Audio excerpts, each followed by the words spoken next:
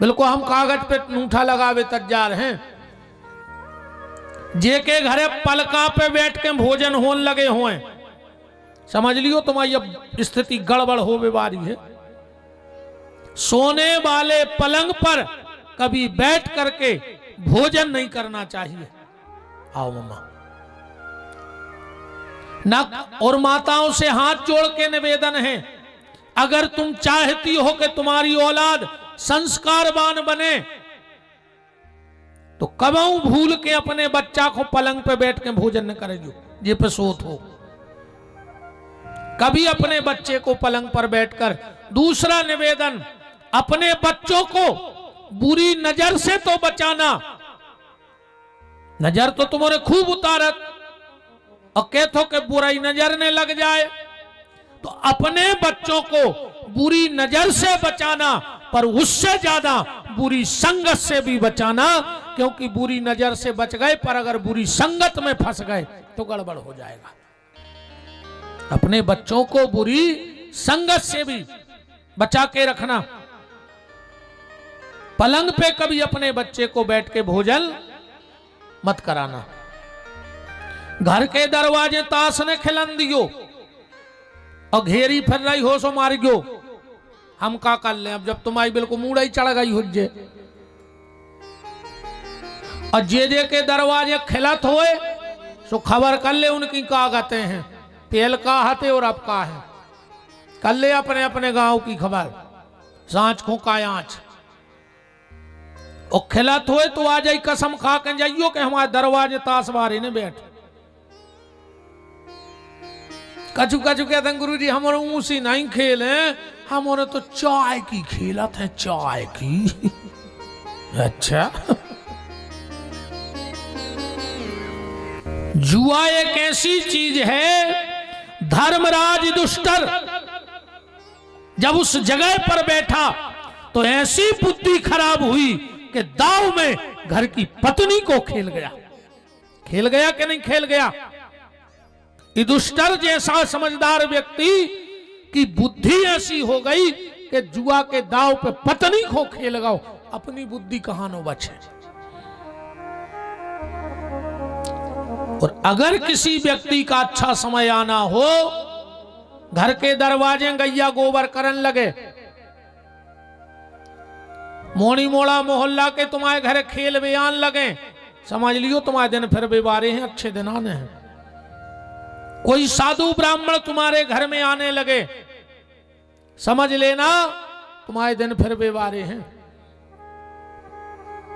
तो बात चल रही थी, जिसके घर में श्रद्धा होती है उसके घर में संत जरूर आते हैं।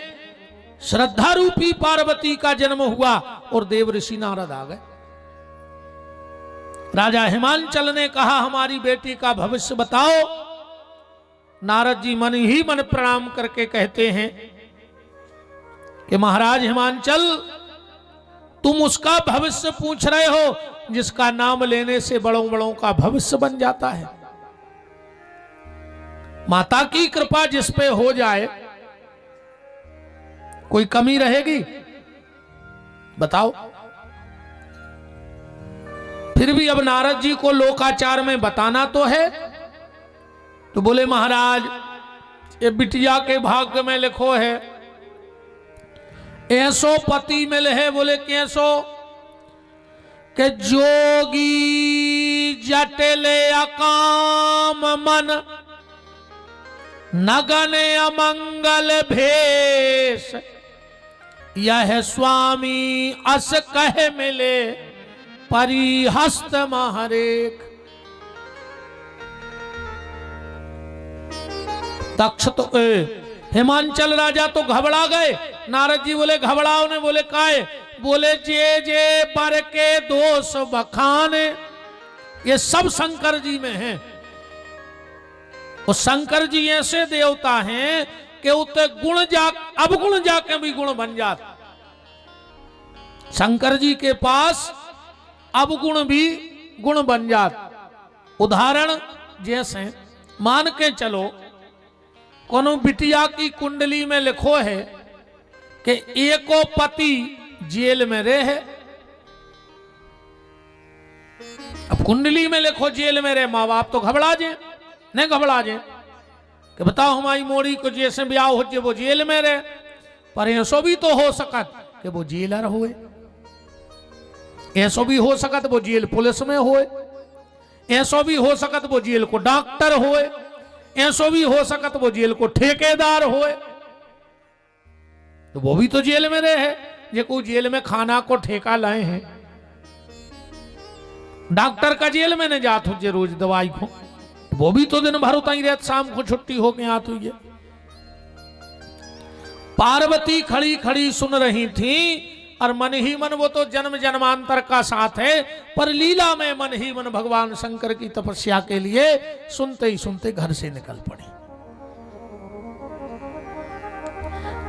अब रामचरितमानस में तो ऐसा ही लिखा है कि उर्धरी उमा प्राणपति चरना, जाए विपिन लागी तप करना, पर शिव महापुराण में यह कथा थोड़ी अलग तरीके से लिखी है। जब नारद जी ने राजा दक्ष को बताया कि शंकर जी इनके पति बने हैं, तो दक्षिण हिमांचल ने अपनी बिटिया लाई, वो शंकर जी कहीं दे आए के ले, तो फिर शिव महापुराण की कथा बता रहा हूं। और हिमांचल लौट के घर आ गए। अब पार्वती विवाह के पहले ही शंकर जी के यहां रहने लगे। एक दिन की बात, भगवान शंकर समाधि में बैठे थे। अब पार्वती ने पीछे से जाके आंखें बंद कर दी, क्योंकि अभी तो बालकाल है। अच्छा नींद लगी होए, अब कोई एकदम आंखें दबा देवे तो आदमी घबरा जाए, पसीना है। जैसे ही शिव जी को पसीना आया, ध्यान से सुनना, और एक पसीने की बूंद जमीन में गिरी।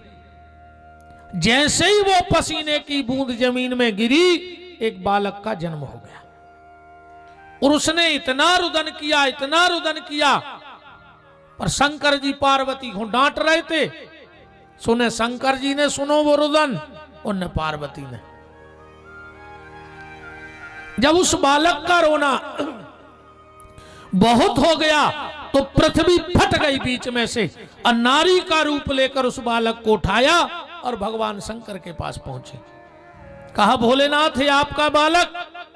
अरे शंकर जी बोले, हमारा कहां से बालक, तुम्हारी गोदी में तुम आए। पृथ्वी बोली, चलो हमारा है, इसका नाम भर रख दो, हमारा है, इसका नाम रख दो।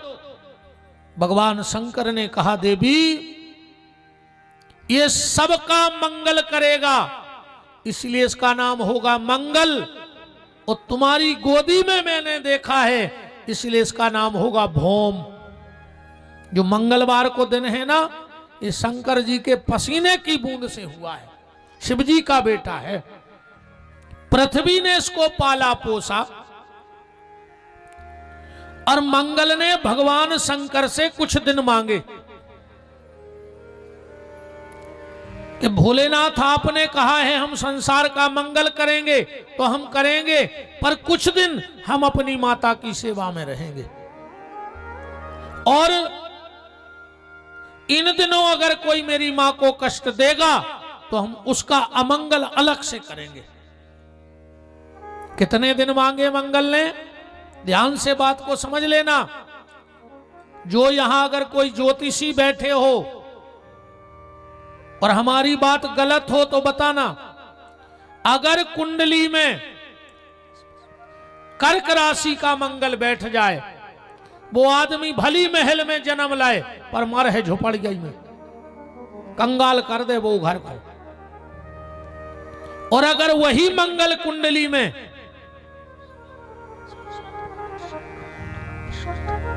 मकर का 10वीं राशि का होके बैठ जाए, तो वो आदमी झुपड़िया में जन्म लाए, पर मर है महल में। उच्च का मंगल 10वीं राशि का होता है, और नीच का मंगल 4थी कर्क राशि में हो जाता है। और अगर अब देखो वो बैठा कहां है कुंडली में, 12 घर होते हैं कुंडली के। अब 12 घर में वो कहां बैठो है। अगर भाई बहन के घर में मंगल नीच को होके बैठ गओ तो वो बेन भाइयों खपरो खानो खपरों लगा दे। माँ के घर में बैठा है तो ममियारो मिटा दे वो अपनी दम से। ससुराल पत्नी के घर में बैठा है तो ससुराल को कष्टकारी हो जाए। अब वो बैठा कहाँ है ये कुंडली की बात है। पर अगर आपकी राशि में घर में जाके देखना कुंडली में अगर मंगल लिखो हो और तो 4 लिखो हो, 4 अंक, तो देर ने करियो नर्मदा जी से शंकर जी ले आइयो बहते जल में से बटैया उठा के और उनकी पूजा करने लगियो। और कौन उपाय ने कहा मंगल को, मंगल सिर्फ नर्मदेश्वर की सेवा से अपना फल खत्म करता है। तो मंगल ने 5 दिन मांगे। मंगलवार को कबू जमीन ने लियो अपने नाव, चाहे माटी मोल मिल जाए। मंगल को कोनो घर की कोनो जमीन की रजिस्ट्री ने कर जो। अन्य मानो अब सोमवार मंगल आ रहो, 2 गमला में एक सोमवार को कछु बीज गेहूं डाल दियो और एक खो मंगल खो, फिर 2 की बोनी देख लियो। अमावस्या पहले सियाने सियाने बैठे अमास को बखर ढिल जाते, ढिलते के नहीं ढिलते काहे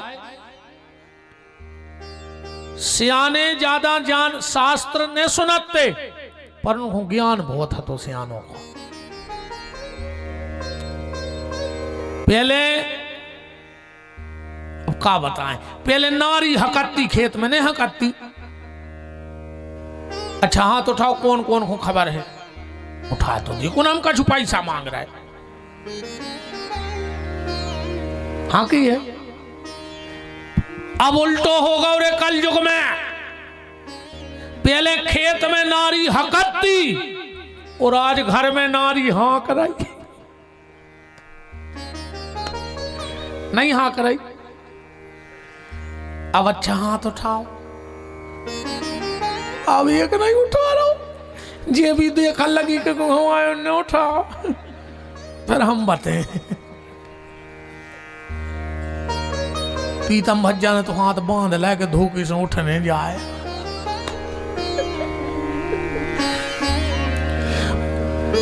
मंगलवार अमावस्या होलिका दहन जो ना होली जलत हमारी रिकॉर्डिंग करके धल्ले मोबाइल में नी की पहली गेती मार दियो जो ना होली जलत होए और तुम छप्पर ढाल के देख लियो तुम्हारे परिवार में से एक ने एक चलो जे है। तुम छप्पर नहीं ढाल सका तो घर को वो कि पहले कौन ने पट जे है।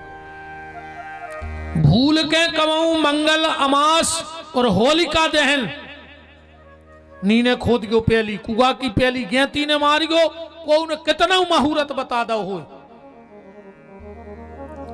तुम होली जो अंदना जलत है वो दिना कुआ की गेती मार दे पहली मुहूर्त ले ले, तुम पूरा कुआ बांधने पे ऊपर नोर एक आध घर को चलो जे। ये नियम है शास्त्रों के, आदमी मान नहीं रहा अपन भोग रहे फिर।